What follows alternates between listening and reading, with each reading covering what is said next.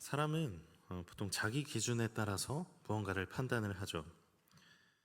저도 요셉 이야기를 보면 예전에 요셉이 참 버릇이 없다 이런 생각을 많이 했습니다. 형들한테 쓸데없는 말을 많이 해가지고 괜히 미움을 사고 왜 저럴까 싶은 생각이 참 많이 들었어요. 그리고 동시에 아버지인 야곱은 왜 그럴까 하는 생각도 많이 했습니다. 이 한 지붕 아래 형제들이 다 같이 서로 잘 지내도록 해야 할 텐데 요셉을 더 사랑해서 좋은 옷도 입혀주고 이 형제들이 상대적으로 박탈감을 느끼고 질투를 느끼게 만들었습니다. 그리고 요셉의 꿈 이야기, 해와 달, 별들이 자기에게 절했다는 그 이야기를 그냥 하게 냅둡니다. 물론 성경을 보면 다른 형제들이 화낼 때 야곱은 그 꿈을 마음에 두었다고 하죠. 그 아들의 꿈을 야곱은 잘 기억하고 있었던 것입니다. 그런데 간직하는 건 간직하는 거고 형들한테 그렇게 버릇없게 말하고 버릇없게 굴면 꾸지람을 하면서 좀 바로 잡아줘야 될 것 같은데 그렇지 않았어요. 저는 늘 이게 마음에 걸렸습니다. 그런데 제가 결혼하고 아이를 낳고 생활을 하면서 저희 집에는 잔소리꾼이 3명이 살고 있거든요. 하나는 강성구요, 하나는 강지음이고 하나는 강여름입니다. 저희 아내가 참 피곤하겠죠. 하루는 이 지음이가 얼마나 잔소리가 많으냐면 지음이를 혼내면서 지음아 너 이거 이렇게 하면 안 돼? 그랬어요. 그러면 네 잘못했어요 해야 되는데 지음이가 저한테 그러는 거예요. 아빠 왜 안 되는지 말을 해줘야지요. 말 대꾸 하니까 화는 나는데 또 맞는 말은 맞는 말이더라고요. 이 지음이 제가 혼낼 때조차도 지음이는 잔소리를 해요. 근데 이거를 누가 이어봤냐면 여름이가 이어봤습니다. 여름이도 막 그렇게 잔소리를 해요. 엄마한테도 하고 아빠한테도 하고. 근데 엄마 아빠한테 하는 건 괜찮은데 타겟을 잘못 잡죠. 오빠한테도 잔소리를 하는 거예요. 오빠한테 가가지고 오빠 이거 이렇게 하면 안 되지 하면서 허리에 손을 올리고 손가락을 이렇게 하면서 오빠 이렇게 하면 안 되지 막 그래요. 그러면 지음이는 뭐라 그래요? 그건 너가 하는 말이 아니야. 아빠가 해야지. 그래. 그럼 이제 그만해야 되잖아요. 그렇죠? 그러면 그만해야 되는데 여름에 어떻게 해요? 오빠 이거 하지 말라고. 그럼 이제 무슨 소리가 나나요? 한 대 의도 맞고 이제 우는 소리가 나죠. 근데 그러면 누가 혼나나요? 둘 다 혼나죠. 둘 다. 오빠한테 왜 그렇게 말하냐 혼나고 또 여름이가 분명히 잘못하긴 했지만 그것도 혼내고 때리고 한 지음이도 같이 혼나는 거예요. 근데 이런 과정 중에 제가 야곱이 이해가 돼 버렸어요. 그 막내 아이가 아직 어리고 잘 몰라서 그냥 그럴 수도 있겠다. 형들이 이해를 해야지 하는 마음이 부모로서 생기는 거예요. 야곱도 그렇겠구나. 근데 이렇게 되면 이 위에 형제들은 이제 무언가 사건이 터지고 나면 부모를 바라보죠. 지음이도 맨날 여름이를 자기도 모르게 한 대 때리고 나서는 꼭 여름이를 돌보는 게 아니라 저를 이렇게 쳐다봅니다. 무언가 일이 일어날 걸 아는 거죠. 누가 나를 혼내는지 아는 거예요. 형제 중에 깝을 다 얻어맞는 건 동생인데 눈치는 그 위에 형제들이 보는 거예요. 부모님한테 혼나나 안 혼나나.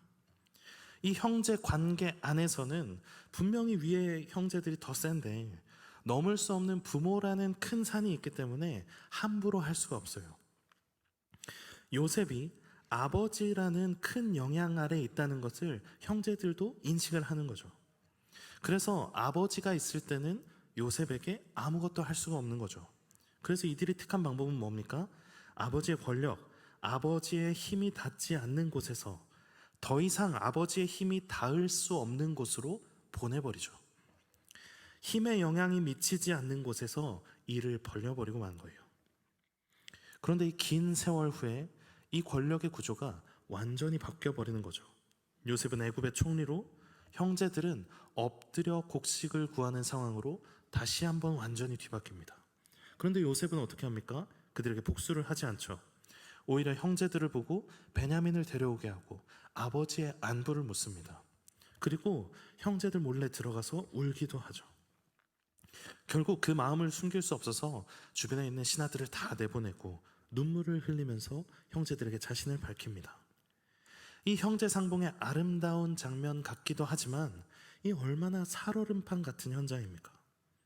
나머지 형제들은 어땠을까요? 요셉이 자신을 밝히고 형제들에게 첫 번째 한 질문이 뭔지 아십니까? 내 아버지께서 아직 살아계시나이까? 요셉과 이 형제들 사이의 권력 구조는 아주 바뀌어 버렸지만 이 형제들이 다만 안심할 수 있었던 것은 아버지가 살아계셨기 때문입니다. 아버지가 요셉을 그리워했고 또 요셉도 아버지를 그리워하니 그 사이에서 우린 살 수 있겠다. 아슬아슬하지만 살 수 있겠다. 그런데 오늘 본문에서 형제들에게 아주 두려운 상황이 찾아오죠. 15절입니다. 요셉의 형제들이 그들의 아버지가 죽었음을 보고 말하되 요셉이 혹시 우리를 미워하여 우리가 그에게 행한 모든 악을 다 갚지나 아니할까? 형제들은 아버지의 영향력 아래에서 활개치던 요셉을 그 영향력 없는 곳으로 던져버렸는데 이제 아버지의 영향력이 없어진 그들은 요셉과 같이 똑같이 던져져도 이상하지 않은 자신들이 했던 그 상황 그대로가 되어버렸습니다. 그래서 16절과 17절에 이렇게 말하는 거예요.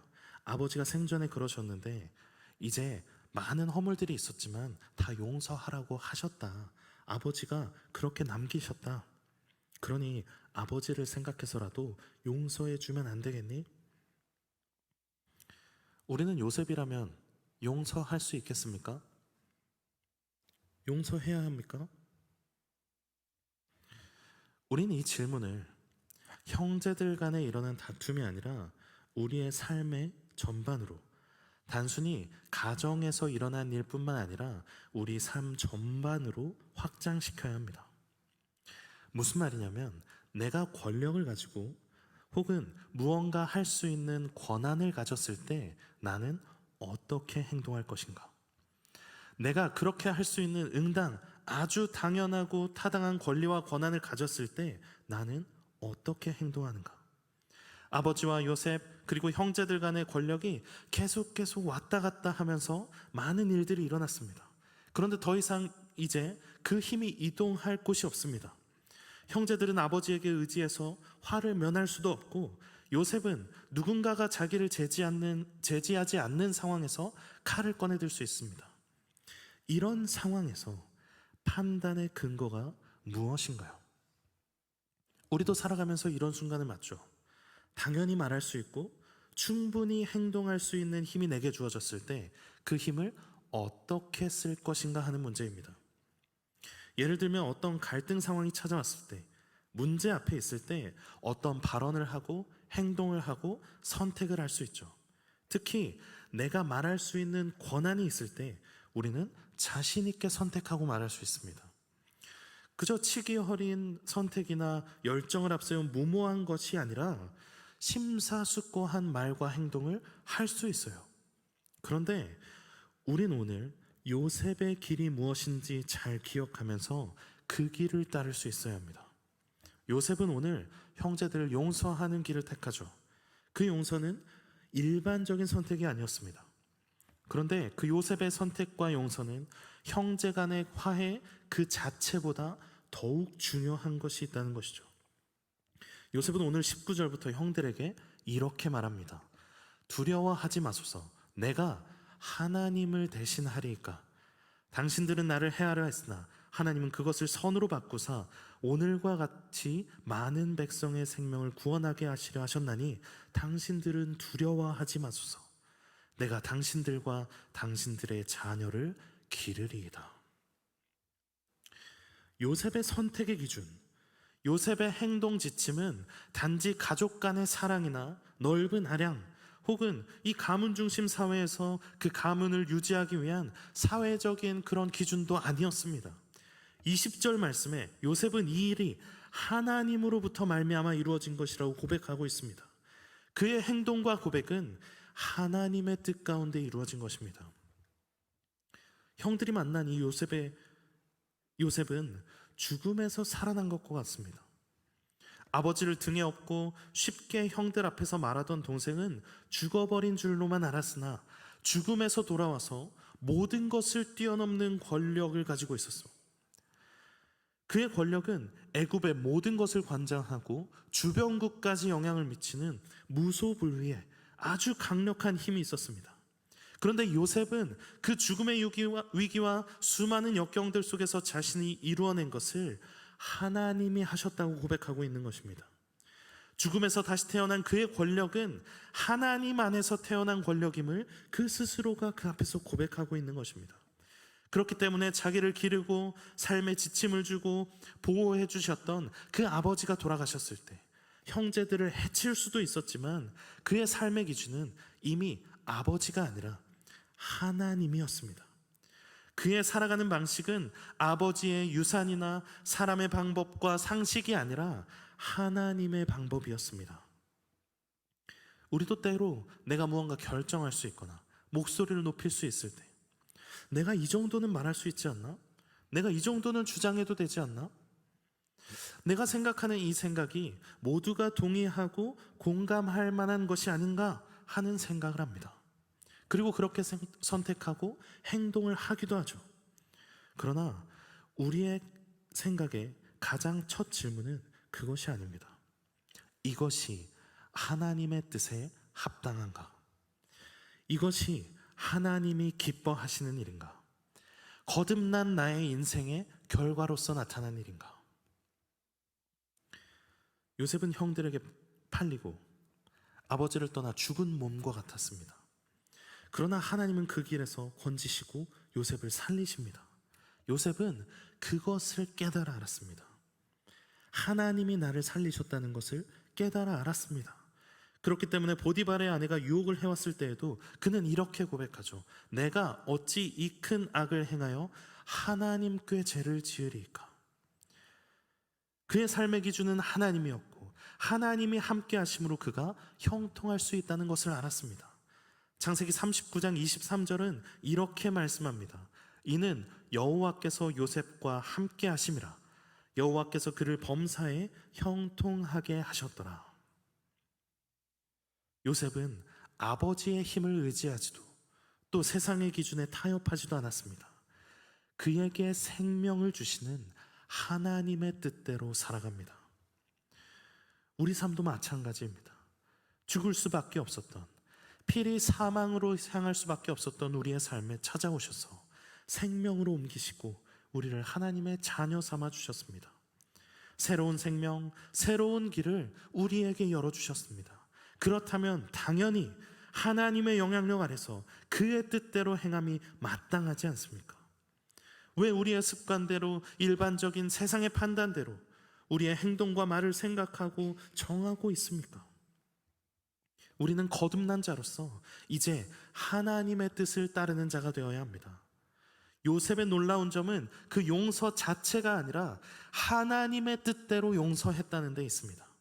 그가 권력이 있고 그 형제들에게 복수하는 것을 누구도 막을 수 없고 누구도 비난하지 않을 만한 그 삶의 근거들이 있습니다.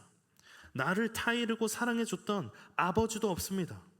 그냥 내버려 쳐도 이상하지 않을 그 상황에 요셉은 그 손으로 오히려 그들을 거두고 함께 살아가는 것이 하나님이 원하시는 것이라고 말하면서 오히려 그들에게 두려워하지 말라고 말합니다. 당연한 걸 당연하게 사는 것은 그리스도인의 삶이 아닙니다. 아주 당연한 그것조차도 하나님의 뜻인지 생각하고 고민하면서 그 뜻에 순종하는 것이 그리스도인의 삶입니다. 우리는 그러한 삶이 되도록, 그러한 마음을 갖도록 늘 하나님 앞에 간구해야 합니다. 사무엘상에 보면 우리가 너무나 잘 알고 있는 다윗이 나옵니다. 사울이 아말렉과의 전투에서 순종하지 않으므로 하나님께 버림을 받습니다. 그 후로 그는 다윗의 승리를 질투하고 그를 죽이려고 합니다. 다윗은 하나님을 사랑하고 그 뜻을 따르는 신실한 사람이었죠. 그런데 그 도망가는 중에 동굴 속에서 사울 왕을 죽일 기회를 얻게 됩니다. 그를 괴롭게 했던, 그를 죽이려고 했던 사울이 눈앞에 있었습니다. 그때 민심은 어땠나요? 사람들은 이렇게 노래했죠. 사울이 죽인 자는 천천히요, 다윗은 만만이다 하면서 다윗을 칭송했습니다. 사울을 죽이고 왕권을 차지하기에 아주 적합한 상황이었습니다. 심지어 그는 하나님 앞에 버림을 받았다고도 말하죠. 그러나 다윗은 어떻게 합니까? 그렇게 하지 않습니다. 그냥 의례상 그렇게 했을까요? 이 기회는 또다시 찾아옵니다. 두 번째 기회에서는 그의 충실한 부하 아비새가 직접 나서서 내가 한 번에 처리할 수 있다 하고 듬직하게 말해주기도 합니다. 그를 따르던 충직한 부하와 많은 사람들, 거리에 노래 부르며 칭송했던 사람들을 생각하고 자신의 안위를 생각하면 누구도 비난하지 않을 당연한 판단이지만 다윗은 하나님의 뜻대로 살아가는 사람이었습니다. 그래서 그는 사울을 죽이지 않고 다시 한번 살려줍니다. 이 다윗의 선택은 오늘 요셉의 선택과 매우 닮아 있습니다. 사람의 눈에는 분명히 복수할 권리가 기회가 주어졌고 누구도 비난하지 않을 만한 이유가 있었습니다. 그러나 그들 모두 그 기준은 하나님이었습니다. 그래서 요셉은 형들을 용서했고 다윗은 사울을 살려주었습니다. 우리도 살아가면서 수많은 순간에 내가 이렇게 해도 되지 않나? 이 정도는 당연하지 않나? 하는 상황을 맞습니다. 그때 우리가 붙잡아야 할 질문은 단 하나입니다. 이것은 하나님의 뜻인가? 세상의 눈으로는 당연한 선택 같아도 하나님의 눈앞에서는 다른 선택을 해야 할 때가 있습니다. 그 길을 따라갈 때 하나님은 우리의 삶을 통해 선을 이루시고 많은 영혼을 살리는 도구로 사용하십니다. 특히 교회 공동체 안에서 만날 때 우리는 더욱 그렇죠. 무언가 갈등이 생기고 문제가 생길 때 해결을 해야 되잖아요. 원인을 찾고 잘잘못을 찾아냅니다. 해결책을 찾고 하는 것이 당연하죠. 그래야죠. 그런데 그 갈등과 또 그 해결하는 방법, 과정들이 늘 하나님의 뜻 안에 있어야 합니다. 예를 들어서 교회 안에 어떤 사역을 준비하다가 의견이 충돌할 수 있죠. 성교회 모임에서 무언가 행사를 준비하거나 구역에서 무언가 할 때 누구는 이게 맞다고 하고 누구는 저게 맞다고 할 수 있습니다. 그러면 보통 누구 책임이냐, 누가 옳으냐 하고 따지고 결정하게 되죠. 그런데 정말 중요한 것은 내 주장이 옳으냐, 누군가의 주장이 옳으냐가 아니라 하나님의 뜻에 합당하냐를 물어야 하는 것입니다. 비상식적으로 행동하라는 것이 아니라 때론 손해보고 돌아가는 길이더라도 하나님의 뜻에 합당한 선택을 하는 것이 그리스도인의 가장 중요한 선택의 기준입니다. 어떤 경우는 서로 섭섭한 일이 생기고 또 마음에 상처가 남았을 때 사람의 기준으로는 그 사람이 먼저 사과해야지, 내가 왜? 그런 생각이 드는 게 당연하잖아요. 그 사람이 잘못하면 그런 생각이 더욱 분명하잖아요. 하지만 하나님의 뜻을 붙잡으면 오히려 내가 먼저 다가가 손 내밀고 화해의 길을 택할 수 있다는 것입니다. 오늘 요셉이 그렇게 했죠. 사람들이 생각하는 옳은 것, 당연한 것이 아니라 하나님의 뜻에 따라 결정해야만 합니다. 그러면 하나님은 반드시 그 어려운 일들 속에서 선을 이루십니다. 우리 생각엔 이 못된 형들, 죽이지는 못하더라도 괴롭게 하고 못된 말이라도 해서 마음이라도 상하게 하면 좋겠는데 하나님의 뜻이 아니기 때문에 요셉은 오히려 형들에게 자녀들도 걱정하지 마라 하고 말할 수 있는 것이죠. 하나님은 선을 이루시는 분입니다. 그 선을 하나님의 뜻대로 행하는 자를 통해 이루어 가십니다. 로마서 8장 28절은 이렇게 말씀합니다. 우리가 알거니와 하나님을 사랑하는 자, 곧 그의 뜻대로 부르심을 입은 자들에게는 모든 것이 합력하여 선을 이루느니라. 때론 세상이 말하는 합리적인 것이 아니라 성경이 말하는 합리적인 일, 즉 하나님의 뜻을 따르면 손해를 보거나 내가 참고 견뎌야 할 때가 있습니다. 그러나 손해 같아 보이는 일도 결국 하나님은 그것을 선으로 바꾸십니다. 상대방의 악의도 생명으로 바꾸시고 버리는 것 같으나 기초가 되게 하시고 짓밟혀 가치가 없는 것 같아도 복음의 씨앗이 되게 하십니다. 우리는 그 선을 행하시는 하나님을 신뢰해야 합니다. 물론 때로는 의심이 될 수 있고 계산하고 손해보지 않고 싶을 때도 있습니다. 그럴 때마다 우리는 우리 주님 예수 그리스도를 떠올려야 합니다. 우리 주님께서는 하나님의 완전하신 계획 안에서 가장 선한 길, 그 구원의 길을 여시기 위해 어떤 계산으로도 헤아릴 수 없는 희생으로 선을 이루셨습니다. 피땀 흘리기까지 고통스러우셨음에도 하나님 아버지의 뜻대로 되기를 기도했습니다. 사람들이 볼 때는 수치이고 패배이고 실패처럼 보였지만 그 십자가의 길을 묵묵히 걸어가셨습니다. 우리도 이제 그 십자가의 길을 따라가야 합니다. 마음에 새기고 감사하며 용기 있게 따라가야 합니다. 그리스도인의 가장 합리적인 선택, 하나님의 뜻대로 하는 선택과 그 삶을 통해서 하나님이 선을 이루어 가십니다. 그리고 마침내 이루실 그 영원한 하나님의 나라에서 우리는 주님의 선하심을 온전히 누리며 믿음으로 걸어온 그 길이 결코 헛되지 않았음을 확인하게 될 것입니다. 사랑하는 성도 여러분, 우리 앞에 서 있는 수많은 선택의 순간마다 세상은 늘 당연함, 그것을 이야기합니다. 그러나 우리는 단순히 당연한 선택을 하는 사람들이 아니라 하나님의 뜻을 묻고 그 길을 걷는 사람들입니다. 손해 같아 보이고 억울해 보일지라도 그 길이 하나님의 뜻이라면 담대히 걸어가십시오. 하나님은 반드시 그 길에서 선을 이루십니다.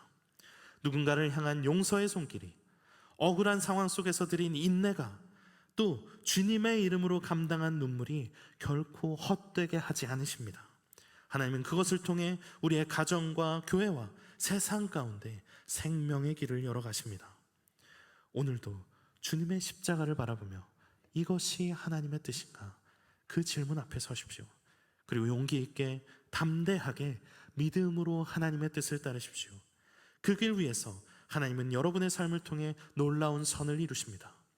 그 하나님의 역사를 바라보며 믿음으로 나아가길 소망하는 모든 성도들에게 하나님의 선하심이 함께하기를 주님의 이름으로 축원합니다.